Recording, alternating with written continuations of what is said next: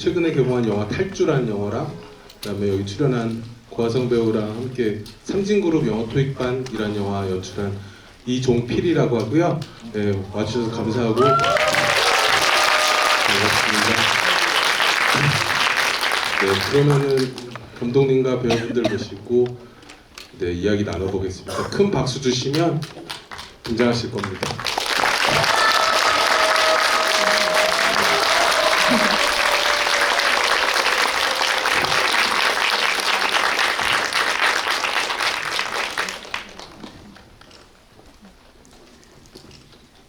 네, 감독님과 배우분들의 인사 한 말 들어보겠습니다. 예, 소개받은 장건재라고 합니다. 와주셔서 감사합니다. 안녕하세요. 줄개나 역할을 연기한 고아성입니다.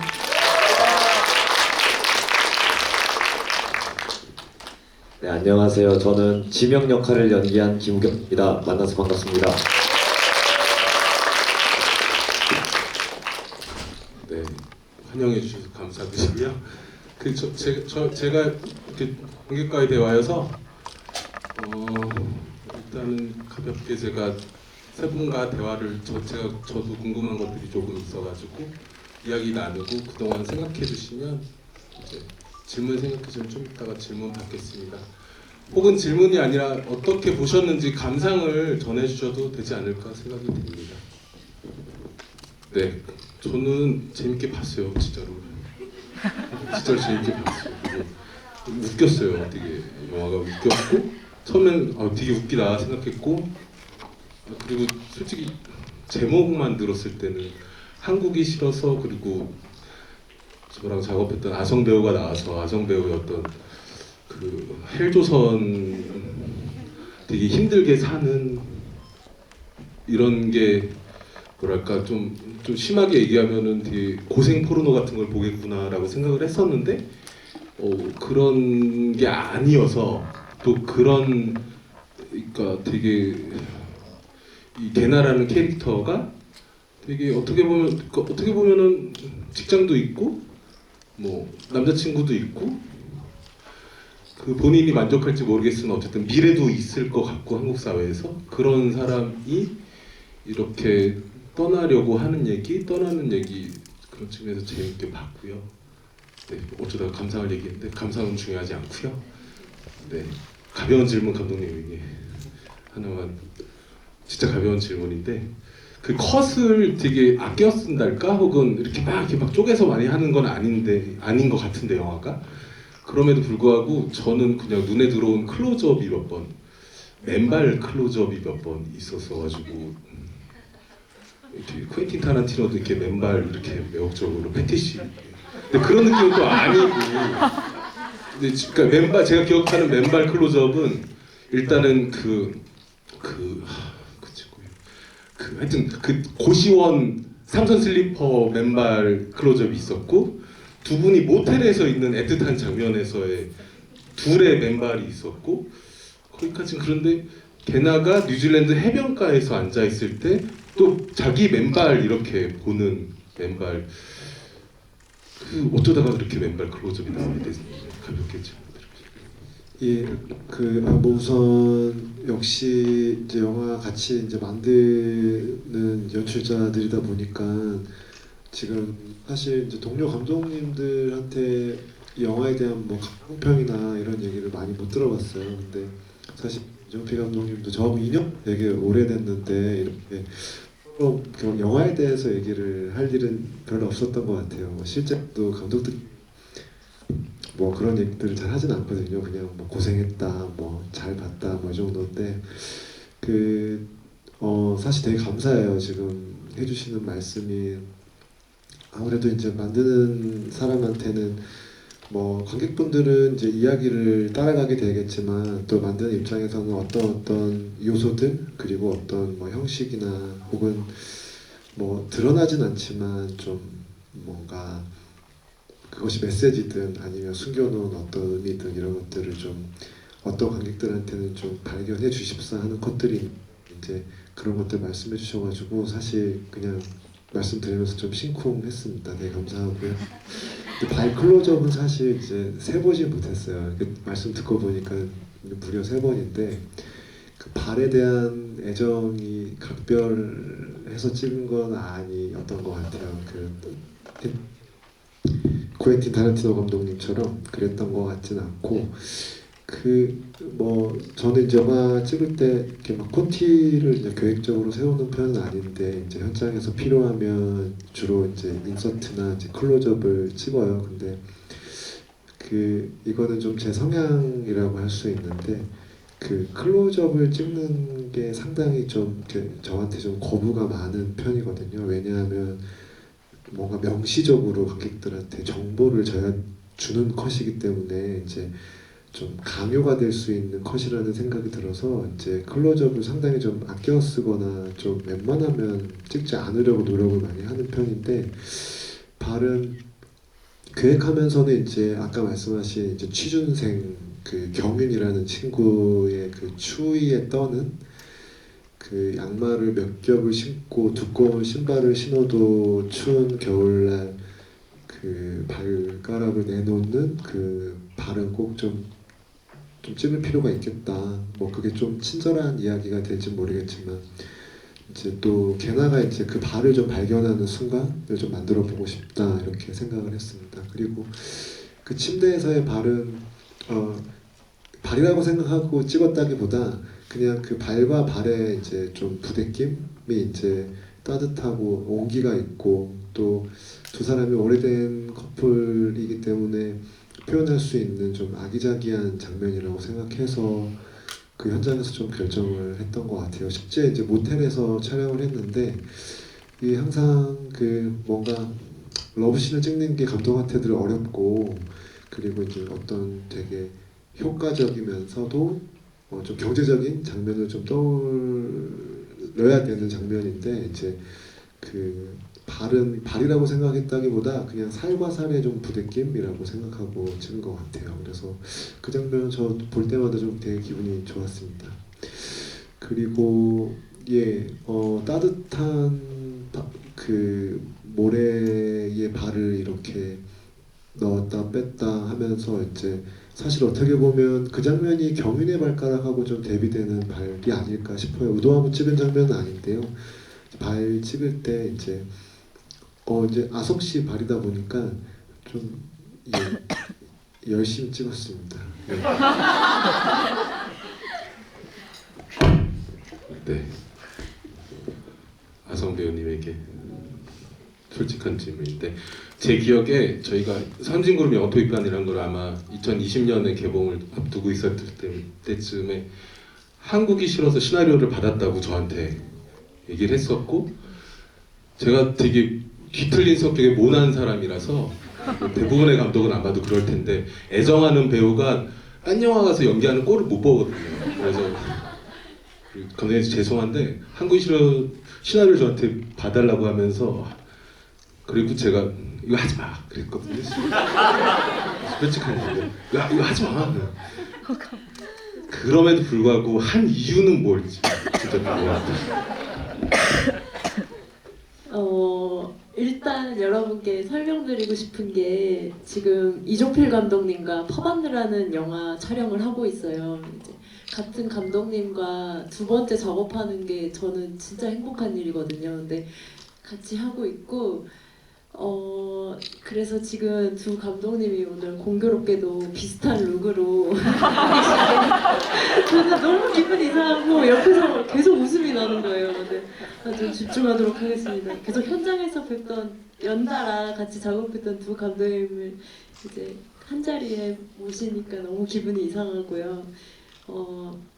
한국이 싫어서를 이종필 감독님한테 보여드렸던 이유는 사실 좀 자랑하고 싶었던 것 같아요. 이렇게 좋은 시나리오를 받았다는 의미도 조금 있었고요. 감독님의 워낙 신뢰하는 감독님이시니까 감독님의 코멘트도 좀 듣고 싶었고 감독님이 반대한다고 하셨을 때는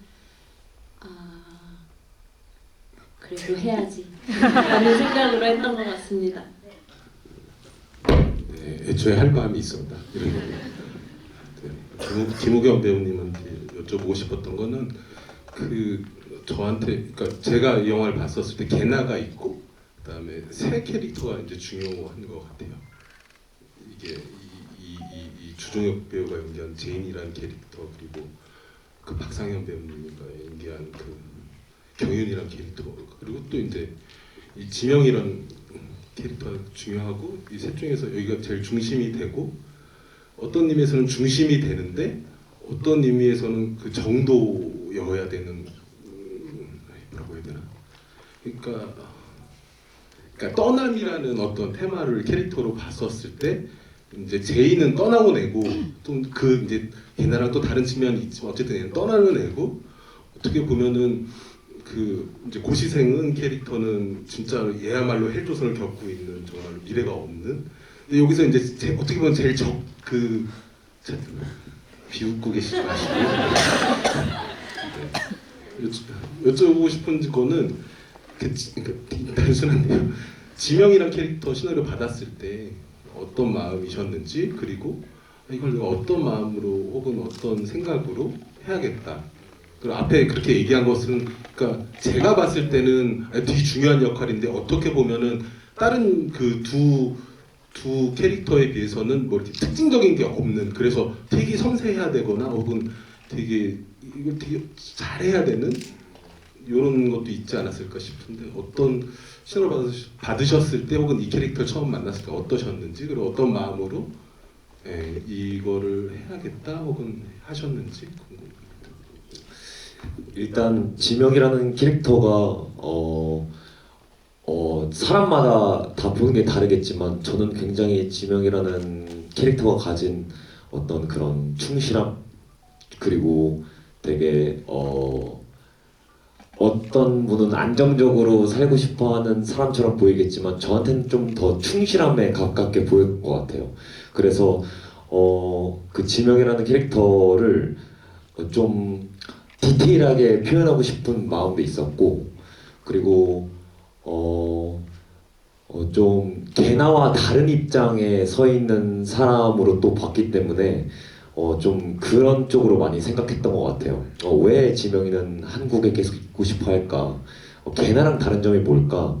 이런 식으로 개나와 그리고 지명을 좀 나누어서 생각을 해봤던 것 같고 때로는 이제 촬영장에서 아성 배우님이 연기한 개나를 보고 좀 영감을 받아서 지명의 스탠스를 잡으려고 노력했던 것 같기도 해요. 그렇게 계속 헷갈리기도 했지만 때로는 그렇게 영감도 받으면서 계속 그러면서 촬영을 해나갔던 것 같아요.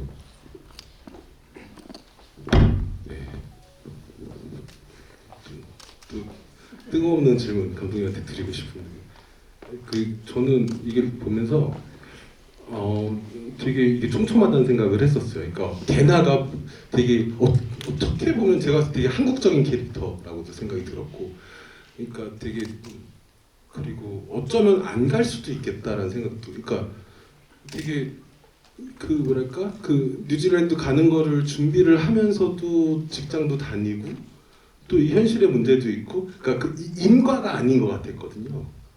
그러니까 이래서 나는 떠난다라고 말은 하고 초반에 나레이션으로 설명도 하고는 있지만 그러니까 이래서 내가 떠날 마음을 가지게 되었어인 것도 있는 것 같고 또 말은 이렇게 하지만 어쩌면 얘는 그냥 안 떠났을 수도 있을 것 같은 이게 왔다 갔다 한다고 생각을 했었거든요. 이를테면은 뭐 영어 공부를 이렇게 피곤한 상태에서 하면서도 다음 장면에 그 어쩌면 오래 만난 남자친구의 부모님을 만나러 가기도 하고 그런 장면들이라든가 그것이 교차가 되고 그래서 그렇게 영화를 보다가 그러면 얘가 떠나게 되는 그 영화적 지점은 뭘까 이렇게 보는데 그러다가 그 만나고 부모님을 만나고 와서 아빠랑 대화하면서 되게 그 걔네 아버지가 그냥 하고 싶은 대로 하고 살아. 그래서 여기구나 이것 때문에 떠나는구나. 그래서 저 좀 후져가지고 그리고 그 다음에 이어지는 개나의 대사가 아빠 나 없어도 괜찮아 이런 거 나올 줄 알았거든요. 근데 저 잘못 들었나 싶을 정도로 대사가 제 기억에 아빠 그냥 18평 살면 안 돼? 왜 그렇게 된 건지. 그러니까 그냥 그 대사가 이제 이 3천만 원을 그러면 안 내도 돼서 그 돈을 떠나겠다는 얘기인 건지, 혹은 그렇게 감상해졌는 게 싫으셨는 건지 순간, 혹은 어떻게 떠나게 된 건지 네네네.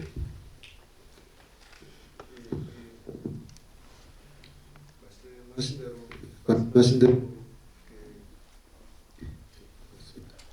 네.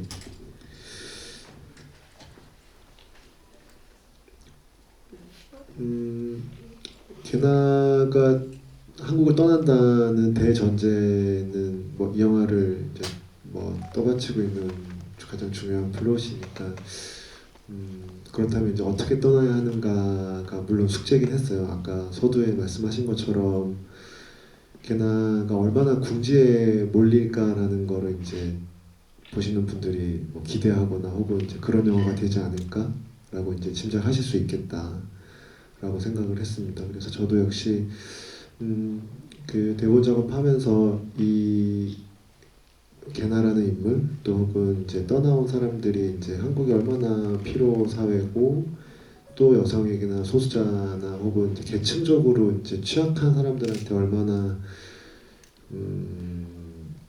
그 보호를 하고 있지 못하는 구조를 갖고 있는지 이런 것들을 세세하게 묘사하는 거 말고 다른 방법을 찾자. 그리고 또 이 영화가 또 그런 것들을 굳이 또 중원부원하지는 말자. 이런 이제 몇 가지 원칙들이 있었습니다. 그래서 게나는 이제 뭐 보신 것처럼 우리가 그녀의 그 고용 상태는 알 수 없지만 그것이 뭐 정규직이든 무기계약직이든 혹은 비정규직이든 임시직이든 한국 사회는 이제 고용 불안의 상태인 건 누구나 다 공감을 할 거예요. 그리고 뭐 편집에서 삭제됐지만 이제 게나에게 좀 부정한 어떤 회사 업무를 지시하는 민 과장도 결국 해고가 되는 장면이 있거든요.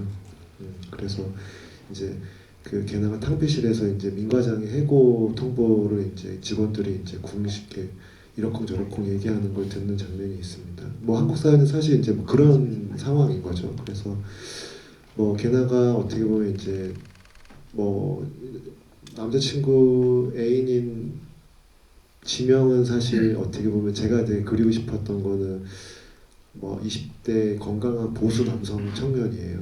그러니까 성실하고 그리고 한국에서 되게 정주의 삶을 살면 분명히 어떤 보상이 있는 건강한 사회다. 이 사회가 뭐 그렇게 불합리한 나라는 아니다. OECD 경제개발협력기구에 가입된 나라고 절차적 민주화를 이루었고 그렇게 미개한 나라가 아니다라고 이제 믿는 청년이기 때문에 저는 이제 그게 제가 좀 바라는 좀 건강한 보수 청년의 모습이거든요. 이제 그럼에도 게나가 왜 떠날까라고 이제 질문을 가지는 게 전 좀 중요하다고 생각했거든요. 뭐 겉으로 봐서는 뭐 질병과 장애가 있어 보이지는 않아 보이고 계층적으로는 사실 뭐 물론 수도권에 살고 또 뭐 인천에 살죠 게다가 그리고 하지만 이제 재개발을 앞두고 있기 때문에 어떻게 보면 좀 계층적 상승을 노려볼 수 있는 또 상황에 놓여 있잖아요. 그래서 어떻게 보면 뭐 굳이 그렇게 취약계층이거나 혹은 뭐 그런 소수자의 위치에 있지 않는 게나가 왜 떠나려고 하는가라는 질문을 이제 기성세대들이 많이 하는 것 같아요. 너 부족한 게 없는데 왜 이렇게 한국 사회 불만이 많냐? 너 왜 이렇게 뭐 예민하냐? 혹은 매사 이렇게 까탈스럽냐라고 하는 이제 게나가 계속 이제 정주하지 않고 이제 탈주하는 방식으로 이제 한국을 떠나는 그 질문을 제가 질문하고 보여주고 해답을 내리는 게 제 역할이 아니라는 생각을 좀 들었었거든요. 그래서 조금 이 영화의 인물들이 좀 스케치가 된다 하더라도 어쨌든 그런 것들을 좀 보여주자라고 이제 좀 생각을 했었고요. 제가 질문으로부터 좀 멀리 왔죠. 18평 살면 안 돼요? 아빠? 죄송합니다. 18평은 24평과 18평의 이제 선택은 소설에 있는 대목을 그대로 가져왔고요. 그리고 게나 역시 이제 본인들께 그렇게 얘기를 해요. 자기 그 돈 가지고 떠나겠다, 유학 가겠다, 혹은 이제 그 돈을 미천 삼아서 떠나겠다라고 얘기를 하고 뭐 K 장녀고 K 효녀지만 그거는 내가 해줄 수 없다. 뭐 이게 좀 중요한 결심이 된다고 생각했습니다. 죄송합니다. 그러니까 개나는 되게 아빠가 하고 싶은 대로 하고 살아 이런 감동적인 얘기를 해도 그 순간에 그냥 18평 3천만 원 생각하는 그런 맥락으로 볼 수. 그 같은 맥락에서 궁금한 게 되게 어떻게 감독님한테 어떤 척했는지 모르겠지만 저한테는 아성배가 아닌 척하면서 엄청 준비 많이 하는 배우라고 저는 생각을 하고 그 준비의 일환으로 본인이 맡은 캐릭터를 이렇게 정리한달까 생각을 많이 하는 것 같고 이를테면 삼진그룹 영어 토익반에서는 저한테 본인이 맡은 캐릭터를 되게 멋있다 그래서 했던 게 그때 자신감은 없지만 자존심은 있는 이런 표현을 썼던 것 같아서 그리고 궁금해요. 개나에 대해서 이를테면 춥지만 얼음처럼 차가운 인간이라든가 혹은 아성 배우님 생각하는 개나는 어떤 인간 캐릭터인 것 같고 그렇게 규정한 게 혹시 있는지 혹은 어떤 마음으로 이 개나를 연기했는지. 네, 저는 개나가 제가 이전에 해보지 못한 역할이라는 생각이 가장 컸던 것 같아요. 일단 바로 전작인 삼진그룹 영어 토익반에서는 어떤 뭐랄까 소시는 비슷해요. 굉장히 인물이 심지가 있고 옳은 길을 향해 나아가는 캐릭터에 매번 매력을 느끼는 제 자신이지만 개나는 좀 결이 다른 것 같아요. 자기가 옳다고 생각하는 것이 누구의 반대에도 굴하지 않고 밀고 나가는 점도 있었고요. 그리고 다양한 청춘들이 등장을 하잖아요. 이 영화 속에서. 근데 거기서 가장 색깔이 있는 여자 캐릭터가 됐으면 좋겠다는 생각이 들었고 또 감독님이 말씀하신 것을 이제 연결해서 말씀드리면 자신감도 있고 자존심도 센 캐릭터라고 생각합니다. 네, 그래서 슬펐어요. 왜 슬펐냐면 그 초반에 이 캐릭터가 어떤 캐릭터 딱 보여주는 장면이 그 직장 다니는 직장에서 되게 자기 매뉴얼대로 했을 뿐인데도 불구하고 이렇게 꾸지람을 받을 때 그럼 때려치겠다 했던 그런 캐릭터가 저쪽에 뉴질랜드 가서는 매뉴얼에 나와 있지도 않은 인종차별을 당할 때는 그냥 아무 말도 못하고 있는 그런 캐릭터들도 재밌었고 그랬습니다. 우겸 배우님한테 묻고 싶은 거는 저는 그 두 장면 같이 두 분이 연기한 그 초반에 해장국집에서의 어떤 장면 그리고 중간쯤이었나 그 만리장성이라는 중국집에서 부모님과 만나고 나와서 개나의 뭐랄까 혼남을 잘 이렇게 받는 장면 두 장면이 되게 인상 깊었는데 그게 되게 짧진 않잖아요. 그 신이 대사나 양이나 이런 것이 되게 잘해가지고 그냥 둘이 연기를 잘해서 그냥 그렇게 된 건지 세 분이서 뭐 연습을 많이 하고 하는 것인지 아니면 감독님 빼고 두 분이서 연습을 많이 한 것인지 혹은 그냥 설렁설렁 해야겠는데 아성 배우가 왜 이렇게 갑자기 이렇게 나오지? 나도 잘해야겠다 해서 이렇게 어쩌다 보니 그렇게 잘 된 건지 그 합이 어땠는지 궁금해요. 그 사람. 네. 실감나게 예를 들어주셔가지고 뭐 다 있었던 것 같아요. 저는 일단 그 고화성 배우님이랑 같이 씬에 대해서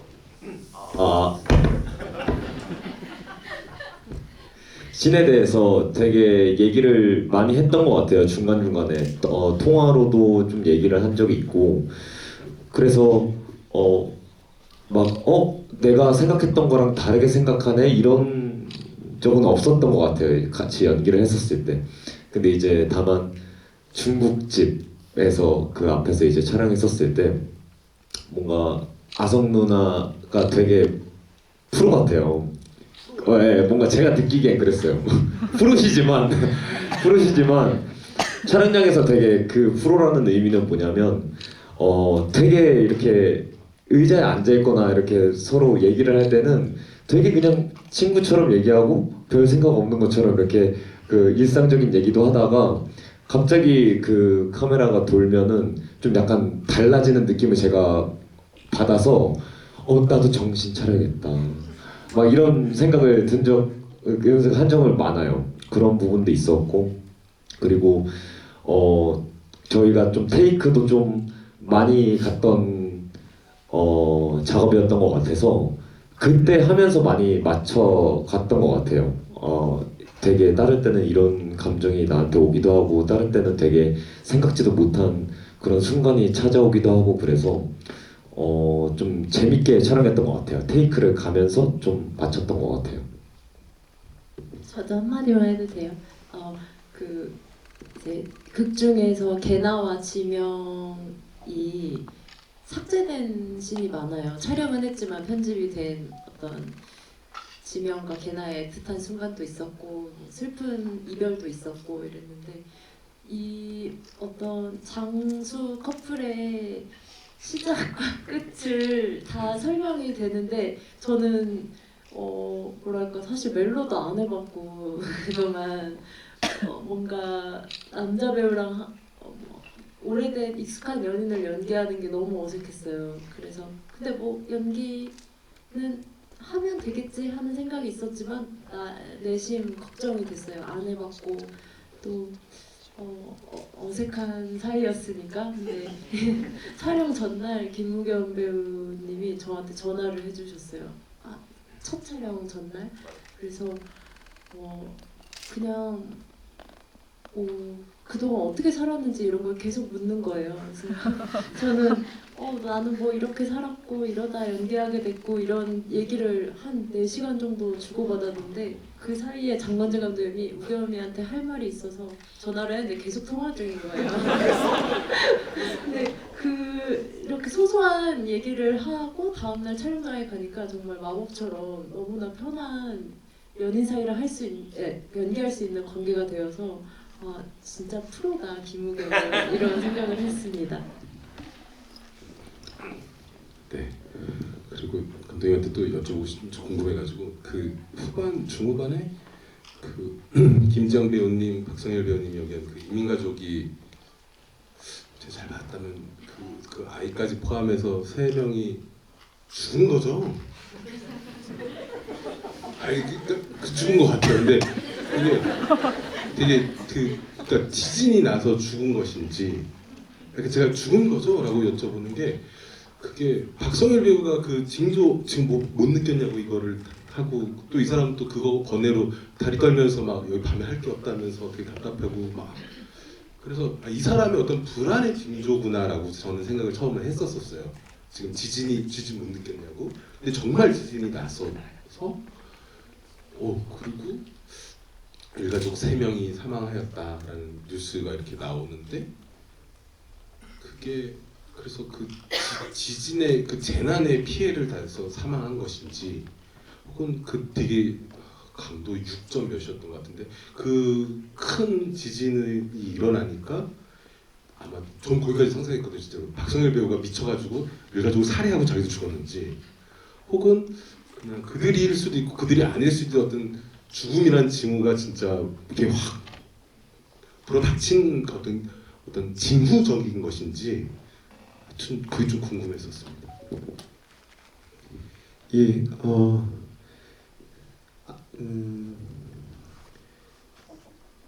대답할 수 없습니다. 죄송합니다. 네, 그렇게 말씀하실 수도 있을 거라고 생각이 들었었어요. 네, 들었었습니다.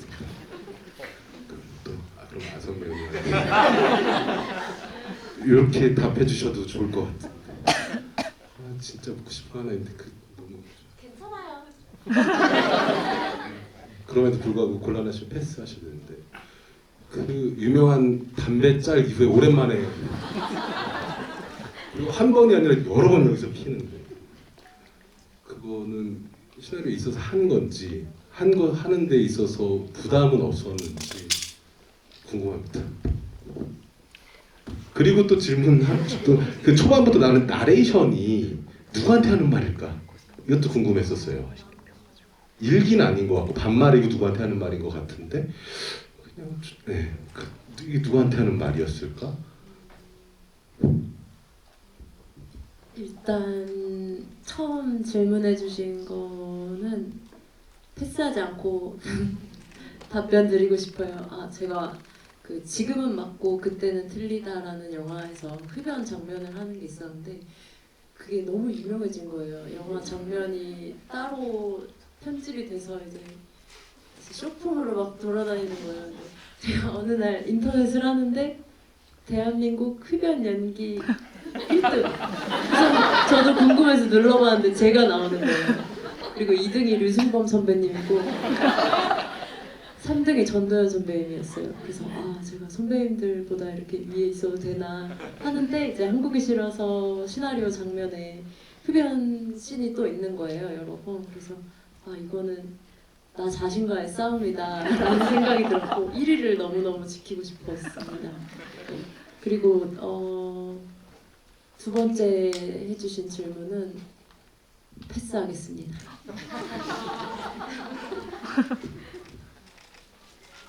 네.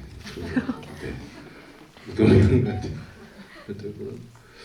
되게 이게 개나를 중심으로 굴러가는 얘기인데 저는 또 한편으로 지명을 중심으로 한번 이 세계를 보면 이렇게 지고지순한 남자가 없거든요.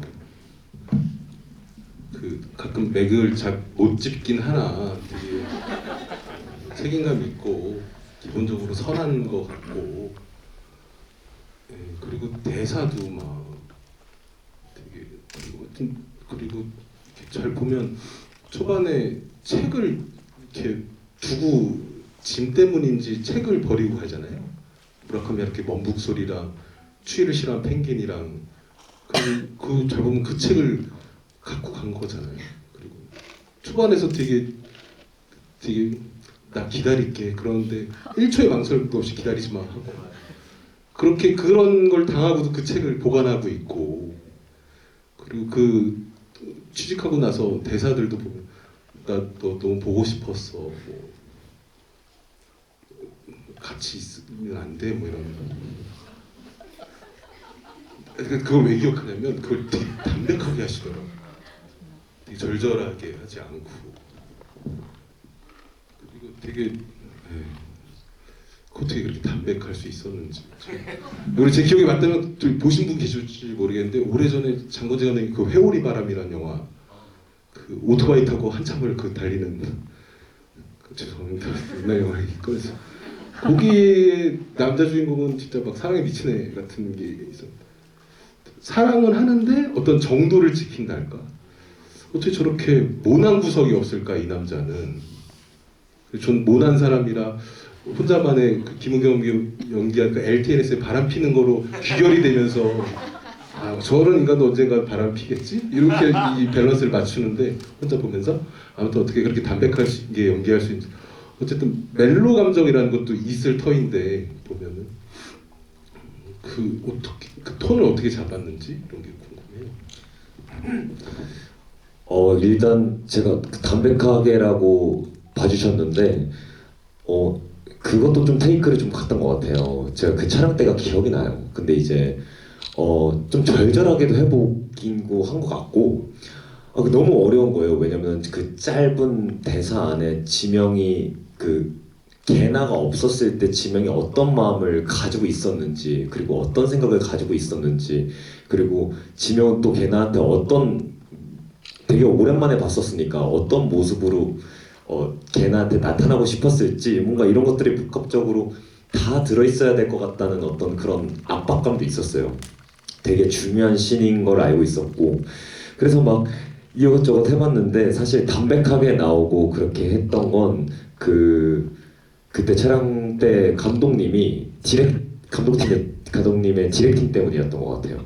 그 감독님이 좀 제가 아직도 기억나는 건 디렉팅 했었을 때 뭔가 마음만이라고 했어요. 그러니까 뭔가 어떤 표정이나 아니면은 뭐 어떤 거를 걔한테 표출하려고 하지 말고 마음만 가져봐 줄 수 있어요? 이렇게 했어요. 근데 이게 될라나? 이게 마음만 이게 어떻게 될라나? 이렇게 생각했었는데 결과적으로 모르겠어요. 뭔가 그 마음만 갖고 해보는 게 어때요? 라는 그 제안에 저는 너무 흔쾌히 수락하고 싶었고 배우로서도 되게 솔직히 말하면 전 한국이 싫어서 촬영했었을 때 제일 가장 기억나는 순간이 그때였어요. 그 되게 마음만이라는 그 디렉팅을 가지고 연기를 했었을 때 딱 했는데 신기하게 고화성 배우님이 또 그때 오 좋은 것 같아 웃겨봐 이렇게 얘기했던 게 기억이 나요. 근데 딱 어떻게 그 테이크 때 그 고화성 배우님도 방금 되게 그 개나로서 되게 좀 마음에 뭔가 왔던 것 같아 이런 식으로 얘기를 해서 저도 너무 배우로서 신기한 경험을 했었던 것 같고 그게 담백하게 보여졌다니 뭔가 더 좋고 지명이를 표현하는데 어쨌든 주변 사람들의 도움을 받았구나 그리고 그게 잘 표현됐구나 해서 뭔가 좀 지금 뿌듯하기도 합니다. 네. 제가 몇 가지 질문을 더 준비하긴 했는데 시간상 이제는 관객분들의 질문을 받아봐야 될 것 같은데 손 들어주시면 네 저기 네 중간에 제가 가면 되나요? 네 저기 긴 머리를 하신 분 같아요. 네 맞습니다. 네, 영화 너무 잘 봤습니다. 고화성 배우님께 여쭤보고 싶은데요. 그 극중 인물은 뉴질랜드를 가고 싶어 하잖아요. 그럼 고화성 배우님은 실제로 간다면 어떤 나라를 가고 싶은지 그 이유랑 나라가 궁금합니다. 저도 뉴질랜드인 것 같아요. 제가 오늘 GV 자리에 오면서 어떤 말씀을 여러분께 드리면 좋을까 이 영화의 마지막 행사가 될 것 같거든요 오늘이. 그래서 제가 가장 처음 받았던 시나리오를 읽으면서 왔어요. 근데 그 첫 시나리오 버전에 뉴질랜드에 왜 게나가 갔는지를 살짝 알려주는 장면이 있었어요. 이제 결과에는 안 들어갔지만 근데 뉴질랜드가 자연에게 인격을 부여하는 나라고 또 여성 참정권이 가장 먼저 시행된 나라다 이런 얘기를 하는 대사가 있었는데 그게 게나를 굉장히 잘 표현하는 것이었던 것 같아요. 저도 뉴질랜드에 사실 촬영하면서 많이 느끼진 못했지만 오늘 그 시나리오를 다시 보면서 뉴질랜드는 이런 곳이었지 기회가 된다면 다시 가보고 싶다 이런 마음이 들었습니다. 질문 감사합니다. 네. 그 두 분이 마스크 쓰신 분 먼저 같이 오신 분 아니시죠? 먼저 질문 주시고 또 주시면 연달아 저희가 답을. 영화 너무 잘 봤습니다. 특히 제가 드리고 싶었던 질문은 영화를 보면서 이야기와 이야기 사이에서 이렇게 넘어갈 때 약간 특유의 위트나 아니면 분위기를 통한 음악을 이용하시는 부분들이 있어가지고 이게 작업하시면서의 생각을 좀 궁금해가지고 감독님께 드리고 싶었거든요. 질문은. 예, 이게 뭐 플래시백이나 혹은 이제 장소가 이제 넘나드는 영화고 이제 그러면서 좀 시간이 좀 점프나 압축이 되는 영화인데요. 근데 이제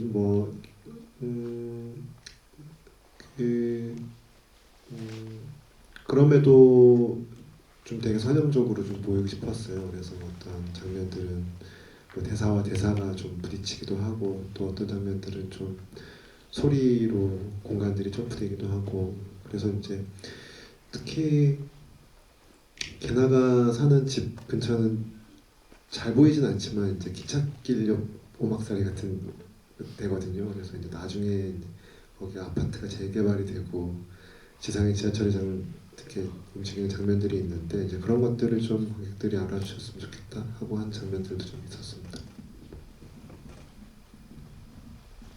저는 이 한국이 싫어서 영화에서 행복이라는 이제 의미가 좀 크다고 생각을 하는데요. 제가 보면서 이 게나가 여기서 가장 행복했던 순간이 언제일까 생각했을 때 한국에서는 없었던 것 같고 뉴질랜드 갔을 때 이제 그 엘리랑 해변가에서 걷는 장면 그때가 정말 행복해 보였고 또 이제 그 학위를 따고 나서 이제 제인이랑 같이 친구들이랑 함께 막 즐겁게 파티하고 그 춤추는 장면에서 게나가 좀 가장 행복했던 순간이 아닐까 좀 생각이 들었는데요. 이 영화를 찍으면서 아성 배우님이 좀 가장 행복했던 순간이 언제였을까도 궁금하고, 감독님께서도 그 영화를 찍으면서 이제 행복을 느꼈으면 좋겠다고 생각했던 관객들에 대한 그런 부분이 있으셨는지, 장면이나 그런 게 좀 궁금합니다.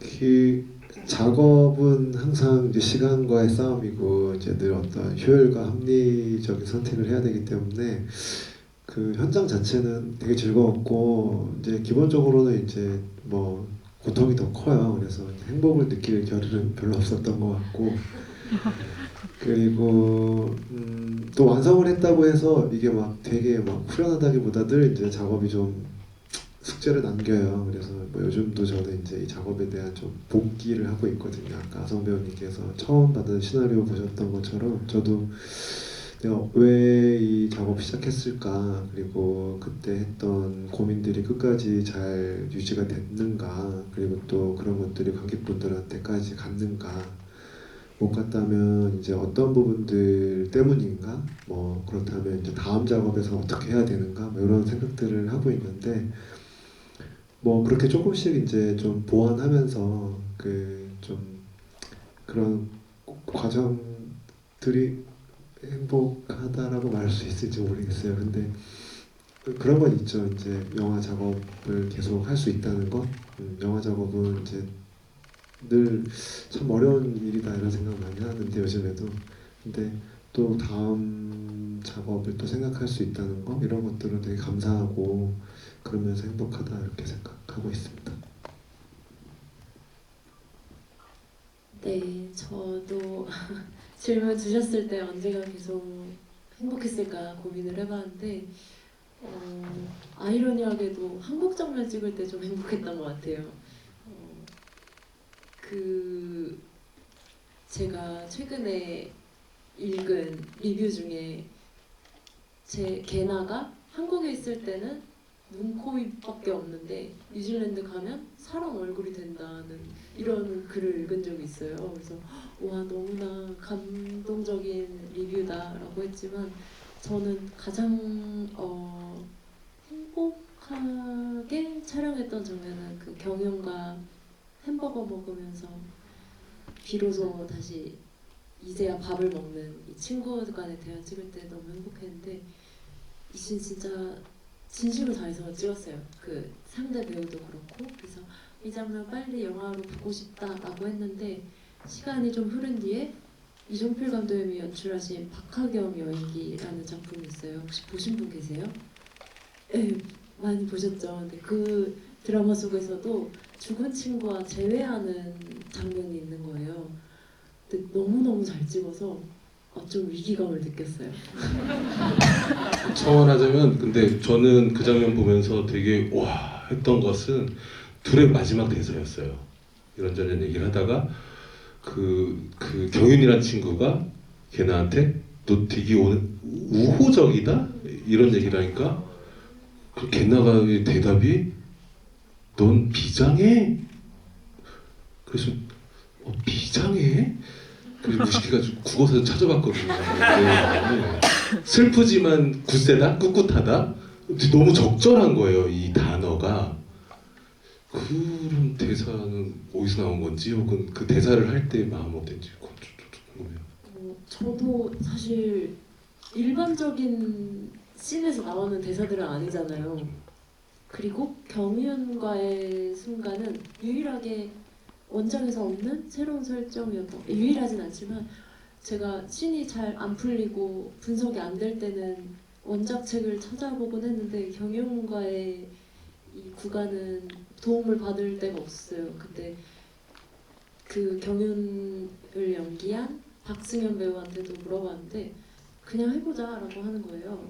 그냥 그 촬영장에서 게나와 경윤이 돼서 마주 앉으면 나오겠지 했는데 너무 나온 것 같아서 뿌듯했습니다. 비장애라는 의미는 뭐고 또 추가로 그 홍대 롯데리아인 것 같은데 설정이 그잖아요. 그리고 잘 생각해 보면은 왜 거기 걔네가 앉아 있었을까 생각하면 두 가지인 거. 몸이 안 좋아서 갈 데가 없는 것도 있고 가난하니까 차 다니기 시간에 기다리는 데가 거기밖에 없는. 그랬는데 또 감독님 여쭤보시면 그 대사랑 그 보면은 거울이 샷이 그 거울 반사로 개나가 이렇게 딱 앉아 있잖아요. 그 무드랑 되게 미묘한데 그 거울이 있는 데를 찾은 건지 여기 거울이 있고 이렇게 보니 이렇게 되게 뭔가 어쩌면은 실존인지 상상인지 뭔지 모를 어떤 존재랑 마주해서 대화하는 씬에 이 적합한 어떤 샷이 이 거울 반사로 나올 것 같은 그런 느낌이 들었는데 그 거울은 어떻게 하다가 나왔는지 그 앞에 비장애라는 대사를 궁금합니다. 그 촬영 감독님께서 이제 앵글을 잡으시고 이 반사가 좀 재밌으니 이 위치에서 마스터를 하나 찍자 제안을 해주셨고 촬영 감독님은 그 예전에 그 해화동이라는 또 독립영화 촬영하셨던 분이세요. 그 사이에는 주로 좀 상업적인 작업들 많이 하셨는데 그 촬영 감독님께서 제안해 주셨고 이제 뭐 친구다 보니까 두 사람이 이제 보통 좀 그냥 시시콜콜한 얘기들을 나누는 친구일 텐데 이제 그날따라 이제 뭔가 뭐 되게 강한 바람을 얘기하고 또 뭐 앞으로 이렇게 살 거야라고 얘기를 하는 그 장소하고의 이제 좀 뭐랄까 걔나 입장에서 좀 심각하다, 뭐 비장하다, 뭐 오늘따라 왜 이렇게 비장하냐라는 얘기하고 그 다음에 이제 모르겠어요. 겸유는 아마도 좀 뭐 자기 하소연 이런 것들을 들어주는 친구가 많이 있었을까? 그래서 이제 오늘따라 되게 내 얘기 좀 잘 받아주는 것 같다라는 얘기를 이제 뭐 굳이 이제 그 단어로 표현을 한 것 같습니다. 저도 갑자기 생각난 게 있어서 개나는 굉장히 방어적이고 좀 자존심이 앞서서 자신의 약한 모습을 많이 감추려고 하는 편인 것 같아요. 친한 친구 경윤에게마저 그리고 또 남자친구인 지명에게도 소위 말하는 센 척을 많이 하는데 그 순간만큼은 경윤에게 솔직한 마음으로 다가갔던 것 같아요. 사실 낯가지러워서 그런 얘기를 잘 안 하는 사이였지만 그 순간에 하게 됐고 또 마지막쯤에 이제 갑자기 또 낯간지러워져서 또 오늘 지나치게 비장하다, 우호적이다 이런 대화가 나왔던 것 같아요. 네, 하여튼 그 경윤이랑 캐릭터가 되게 좋았어요. 그 되게 그냥 어떤 머리로만 보면 한국 떠나고 싶어하는 얘일 것 같은데 정작 얘는 시험 끝나면 다 여행이나 한번 가보고 싶어하는 딱 그게 굉장히 사실적이다는 생각이 있었고요. 네, 질문. 저기 맨 뒤에 남자분 혹시 네.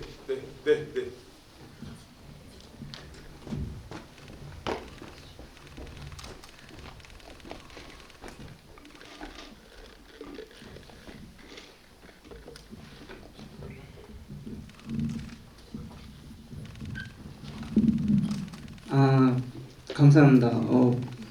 우선적으로 제가 말씀드리고 싶은 거는 제가 지금 아성 양의 팬이 된 지 20년째예요.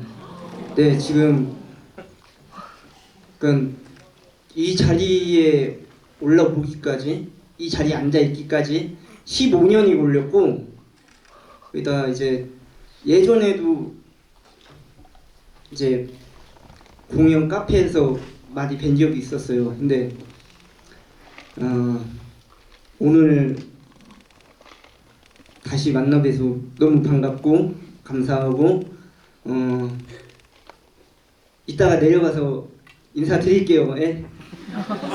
선물도 준비했으니까 예, 감사합니다. 저기 빨리 진행하겠습니다. 저기 우선 감독님과 아송양한테 질문을 드릴게요. 예고편에서 이제 게나가 이제 뉴질랜드 길거리를 걸어가면서 통하는 씬이 있었는데 그 장면은 왜 삭제되었는지, 그리고 아성녀한테 질문하고 싶은 건 이제 지금의 아성년과 영화 속의 게나의 이제 공통점이 어떤 건지 알고 싶어서 질문을 드립니다. 예, 빨리 대답드리겠습니다. 삭제된 장면이 맞습니다. 예, 편집을 하다 보면 좋은 장면도 없어지기 마련이니까요. 그 장면도 제가 되게 공들여 찍었어요. 아성 씨 되게 고생 많이 하셨고 테이프도 참 많이 갔는데, 네, 뭐 전체를 위해서 좀 희생한 신이었다고나 할까요? 예, 뭐 어쨌든 그 예고편도 잘 봐주셔서 감사합니다. 혹시 성함이 현국 맞죠? 왜냐면 싸이월드 시절부터 좋아해 주셔서 이렇게 오랫동안 좋아해 주셔서 감사합니다. 그때는 이제 실명으로 했으니까 싸이월드는 성함을 제가 잘 기억하고 있습니다. 네. 게나와 실제 저 고아성의 공통점은 좀 센 척하는 게 비슷한 것 같아요. 저도 되게 작아지는 순간이 많고 자신이 없을 때도 많은데 그래도 이렇게 늘 현장에서는 감독님들을 이제 응원해 주려고 더 강한 척할 때가 많은 것 같고요.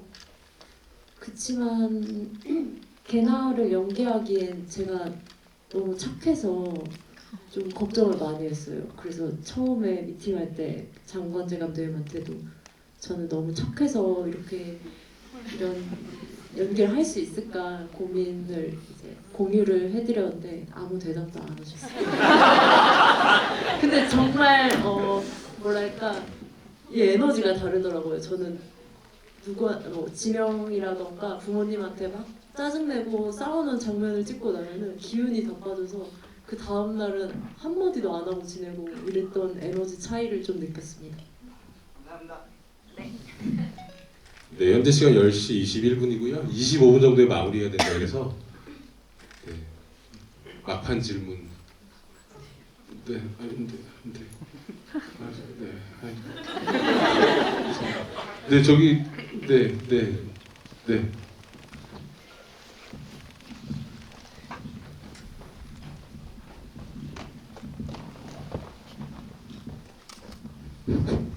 네, 우선 영화 굉장히 잘 봤습니다. 제가 최근에 2번씩 본 영화가 없는데 한국이 싫어서는 2번째 관람이에요. 첫 번째 영화를 봤을 때는 저는 제목이 한국이 싫어서라고 하는 제목이다 보니까 공간을 위주로 봤거든요. 한국이라는 공간과 뉴질랜드라는 공간에서 이 인물들이 게나라는 인물을 중심으로 어떤 행동의 차이를 보이지 이런 것들을 봤는데 오늘 이제 2번째 볼 때는 인물들 사이의 관계를 중심으로 보게 됐어요. 그래서 제가 이제 제 개인적인 소감을 좀 말씀을 드리면 게나라는 인물이 한국이 싫어서 한국을 떠날 수 있었던 이유는 결국 그 한국에 남아서 본인을 지지해주는 가족들이 있었기 때문에, 그러니까 그 가족이라는 끈 어떻게 보면 약간 일본 영화스러운 것처럼 느껴지기도 했는데 그런 어떤 가족이라는 끈 게나를 지지해주는 어떤 그런 지지 기반이 있었기 때문에 게나가 마음껏 한국을 싫어할 수 있었고, 그래서 2번째 떠날 때는 나는 여전히 한국은 싫지만 그래도 나는 언젠가는 내가 믿고 의지할 수 있는 가족이 있으니까 괜찮아, 약간 이런 식으로 마지막 장면이 저는 느껴졌거든요. 근데 그런 똑같은 지지 기반을 뉴질랜드에도 있을까? 그런 똑같은 지지 기반, 그런 생각을 하게 됐어요. 그래서 그 생각을 하다 보니까 그 주종혁 배우님이 연기하신 제인과 게나의 관계가 어떤 관계일까? 둘은 연애 감정을 가지고 있었을까? 이런 것들이 저는 좀 궁금해지더라고요. 그 뉴질랜드 이제 그 레스토랑 밖에서 이제 게나가 담배를 서로 나눠 피면서 그 인도네시아 남자친구와 헤어졌다고 하니까 그 준용혁 배우님이 좋아하는 것 같기도 하고 약간 그런 애매모호한 그런 대사와 그 표정이 오고 갔던 것 같거든요. 제 개인적으로는. 그래서 둘의 관계가 무엇이었을까가 제 개인적으로는 조금 궁금해졌습니다.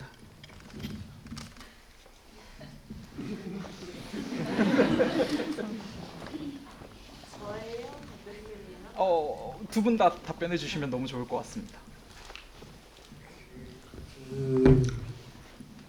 좋은 동료라고 생각해요.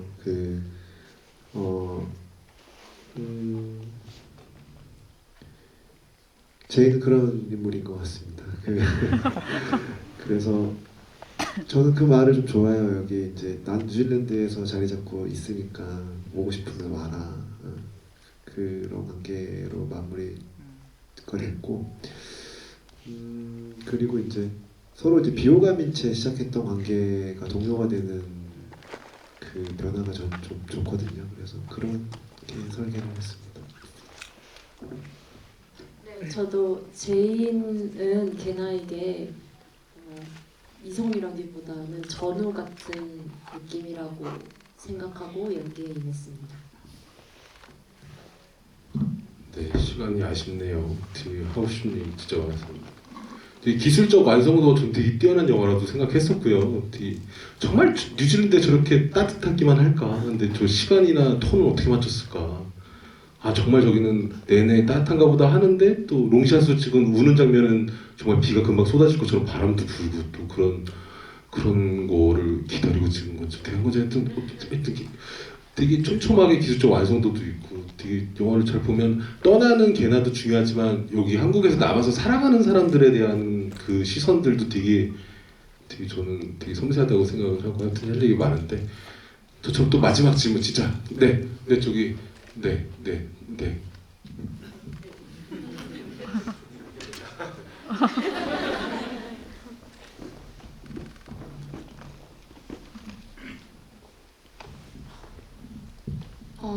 저는 감상이랑 질문을 같이 드리고 싶은데요.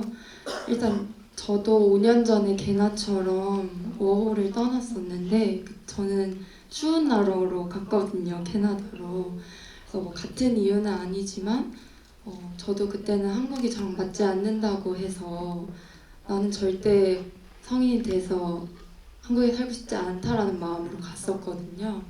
그래서 돌아왔을 때 게나가 뉴질랜드에서 많은 인물들을 만난 것처럼 저도 너무 많은 좋은 뭐 기억이 안 좋은 사람들도 있겠지만 잊을 수 없는 이름들이 되게 많이 제 안에 간직된 채로 돌아왔거든요. 그래서 근데 돌아오자마자 거의 일주일 만에 그때 1년의 시간이 진짜 나한테 일어난 일인지도 체감이 안 될 만큼 꿈처럼 느껴졌었거든요.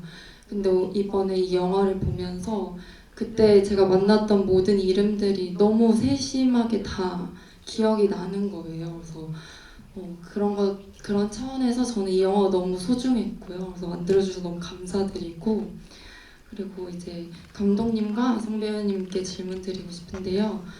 배우님께는 이제 게나의 마음으로 봤을 때 뉴질랜드에서 만난 인연들 중에 가장 기억에 남는 이름이 어떤 인물이 될지 그 이유랑 함께 듣고 싶고요.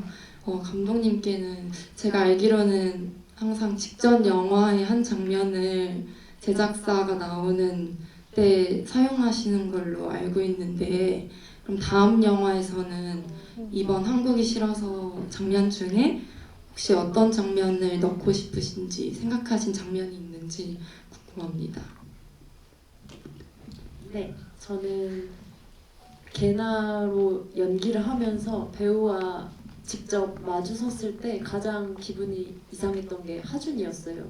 게나는 30년가량 한국에서 살다가 한국을 포기하고 떠나온 건데 이 친구는 한국 가족 뿌리는 한국이지만 자기의 선택권 없이 어린 시절부터 타지에서 살고 있다는 게 게나 심정에서 가장 이상해서 게나가 한국에 돌아왔을 때 하준이 생각을 많이 했었을 것 같습니다. 예, 귀한 감상평 너무 감사합니다. 정말 감사드리고요. 그 이제 한국 실어서 끝나고 이제 촬영을 마무리한 영화가 하나 있는데 이제 올해는 아니고 내년 정도에 이제 개봉 계획하고 있어요. 그래서 말씀하신 대로 그 한국이 실어서에 이미 한 장면이 그 영화에 그 들어가 있습니다. 그래서 이미 완성이 돼서 작년에 이제 소개는 했거든요. 영화제에서 먼저 소개를 하긴 했는데, 네, 그 보시면 아마 아실 수 있을 것 같고요. 그 사람이 나오는 장면은 아니에요. 근데 개나가 보는 어떤 장면의 한 장면을 제가 계속 썼습니다. 아니, 네, 여튼 땡. 제가 이러려고 한 건 아닌데 어쨌든. 여기는 이제 제가 요 앞에 이제 5시부터 7시까지의 주위에서 이제 한 장면을 이제 그 프로덕션 로고로 썼고요. 뭐 이제 그런 작업을 좀 계속 이어가고 싶고, 예, 저도 지금 말씀 들으면서 이제 개나가 마치 이제 뉴질랜드에서 보냈던 시간, 또 혹은 뉴질랜드에서 이제 한국에서 이제 경험했던 시간들이 좀 꿈처럼 느껴졌으면 좋겠다고 생각하고 이렇게 만든 그 그려낸 시퀀스들이 있는데. 되게 좋은 말씀해 주셔가지고 너무 감사했습니다. 고맙습니다. 네. 맞아요. 저도 질문자님 얘기대로 꿈 같은 게 있고 그래서 자는 장면으로 연결하는 것도 있고 이 교차가 되지만 되게 선형된. 그래서 저는 초반에는 이 교차가 한국에 있는 개나가 내가 뉴질랜드에 간다면 하고 상상하는 장면처럼 느껴지기도 했고 어느 순간부터는 이제 포카혼타스처럼 변한 개나가 뉴질랜드에 있는 개나가 한국에 있었던 걸 기억하는 것 같은 그런 흐름들로 이렇게 쭉쭉쭉 이어진 아무튼 이런데 저처럼 이렇게 하고 싶은 이제 마무리 인사를 해야 될 것 같아서 하고 싶었던 말씀인데 못 하셨거나 혹은 끝 인사 부탁드리겠습니다. 예, 저 영화를 만들겠다고 이제 결심하고 준비하고 또 아성 배우님 뵙고 준비하고 이런 시간들이 꽤 있었어요. 뭐 고 배우님 만난 것도 2020년 끼었으니까요. 이렇게 이제 한 횟수로 한 4, 5년 이제 마무리가 되는 것 같습니다. 극장 상영하면서 이제 관객분들도 이렇게 만나서 말씀 들으니까 아, 영화가 이제 진짜 좀 떠나갔구나, 관객분들한테 전해졌구나 이런 생각이 좀 들어요. 그래서 뭐 제 할 일은 일단 여기까지인 것 같고 여러분들께서 이제 영화 보시고 또 이제 자신의 본인 이야기로 좀 계속 이어갔으면 좋겠다 이런 생각이 듭니다. 아까 말씀해 주셨던 것처럼. 그리고 오늘 이렇게 저녁에 밥 먹으면서 또 뉴스를 보는데 이게 되게 어수선한 거예요, 마음이. 뭐 되게 뭐 사건 사고도 많고 뭔가 되게 해결해야 되는 일이 되게 많은 사회구나 우리나라가 이런 생각을 들면서 또 아, 참 피곤한 곳이네, 참 위험한 곳이네 뭐 이런 생각을 했습니다. 그 모쪼록 그 건강하게 또 혹은 건강하지 못하시면 오랫도록 또 행복한 그런 삶을 보내시길 감히 말씀드리고 싶고요. 또 저는 뭐 좋은 작업을 또 계속 이어나가도록 하겠습니다. 고맙습니다.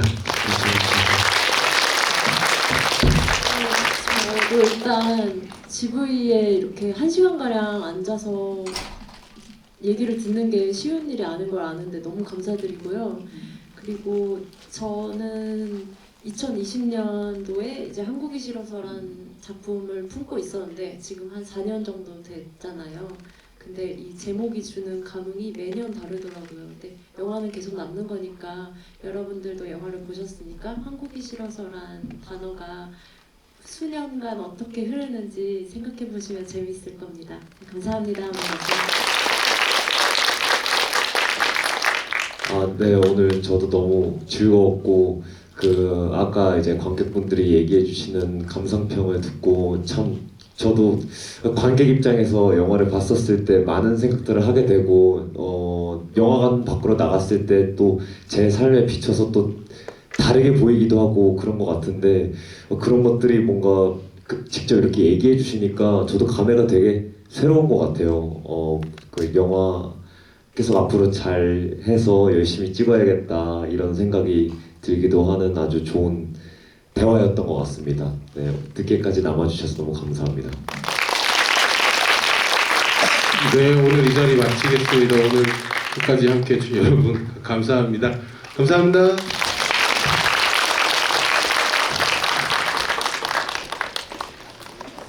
잠시 자리에 앉아주시고 저희 퇴장하시고 그 퇴장로에서 저희 포스터 받아가시면 되겠습니다.